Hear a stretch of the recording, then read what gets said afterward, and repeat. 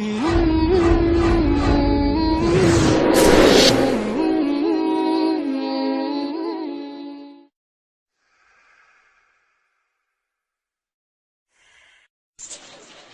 don't work for you no more.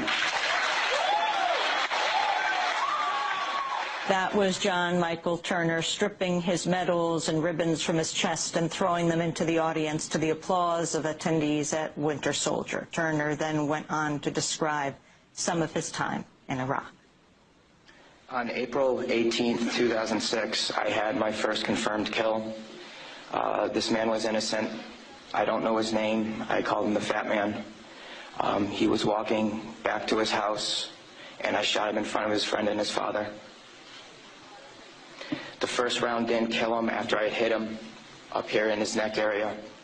And afterwards he started screaming and looked right into my eyes.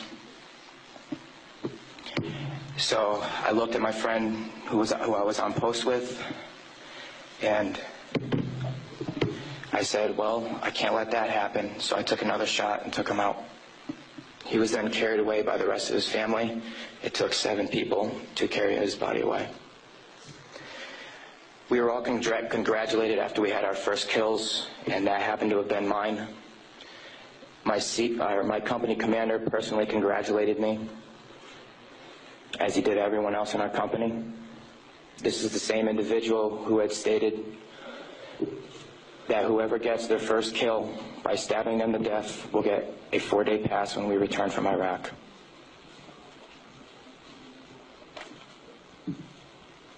There was one incident where we got into a firefight just south of the government center, about 2,000 meters.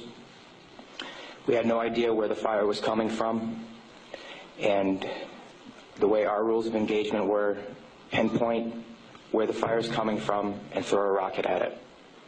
So with that being said, we still didn't know where the fire was coming from, and an 84-millimeter rocket was shot into a house. I do not know if there was anyone in it. We do not know if that's where the fire was coming from, but that's what was done. Please go to the next image.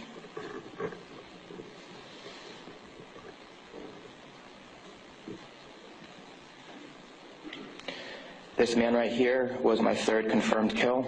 As you can see, he was riding his bicycle. Later on in the day, we went ahead and we had CBS Laura Logan with us, but she was with the other squad.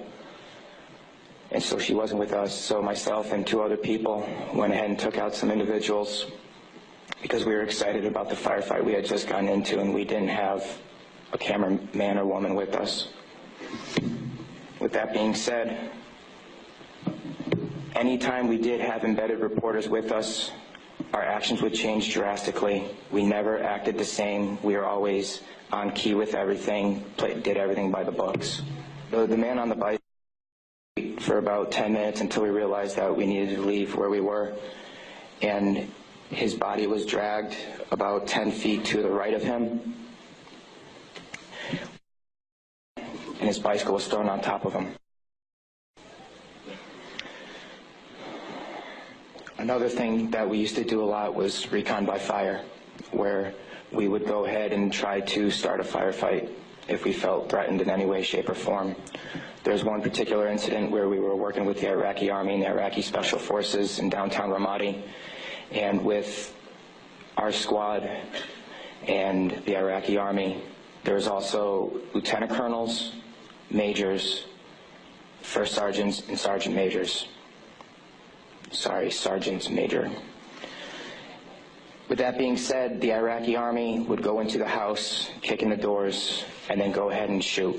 And there were loud bursts of machine gun fire. We thought we were taking fire, but then we later found out that it was them.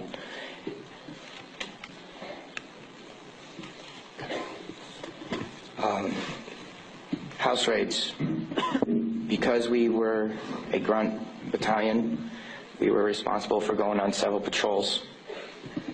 A lot of the raids and patrols we did were at the night, around 3 o'clock in the morning. And what we would do is just kick in the doors and terrorize the families. That was an image taken around 3 o'clock in the morning through night vision goggles. and that is the segregation of the women and children and the men. If the men of the household were giving us problems, we'd go ahead and take care of them any way we felt necessary, whether it be choking them or slamming their head against the walls.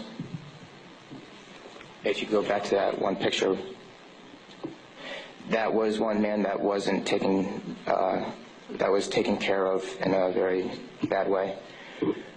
Because of all the wiring that he had, it would be considered an IED making material. On my wrist, there's Arabic for FU. I got that put on my wrist just 2 weeks before we went to Iraq because that was my choking hand. And anytime I felt the need to take out aggression, I would go ahead and use it. Please go to the next picture. Next. There's an instance of detainees and how they were treated in a nice manner. Next. That is the Fatima Mosque minaret. As you can see, it is written with bullet holes and holes in the top of it. Those were from mortars. And the next video that I'm going to show you is a tank round that went into that minaret, where we weren't sure if we were taking fire or not.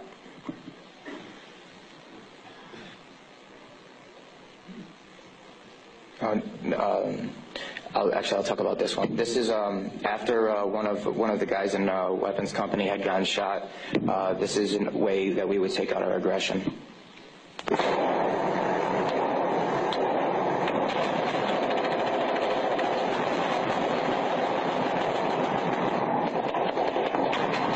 those of you who don't know, it is illegal to shoot into a mosque unless you were taking fire from it. There was no fire that was taken from that mosque. It was shot into because we were angry. Can you please play the next video?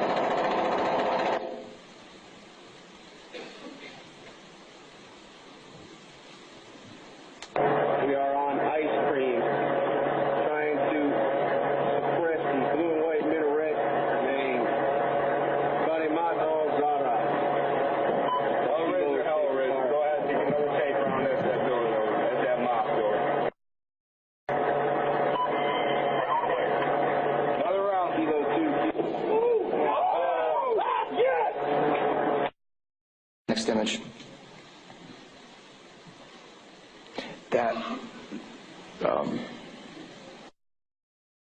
With that being said, there's many more stories and incidents for me to talk about, although we don't have the time to. But this just goes to show you that that was the after effect of the tank round. Next image, please.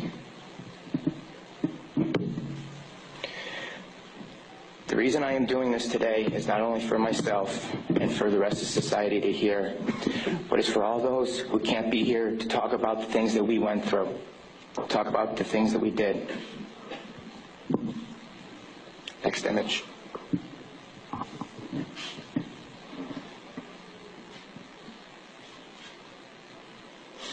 Those 4 crosses and this memorial service were for the 5 guys in Kilo Company, 3rd Battalion, 8th Marines that we lost. Throughout our unit, we had 18 that got killed.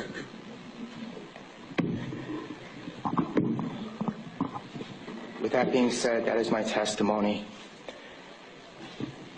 I just want to say that I am sorry for the hate and destruction that I've inflicted on innocent people.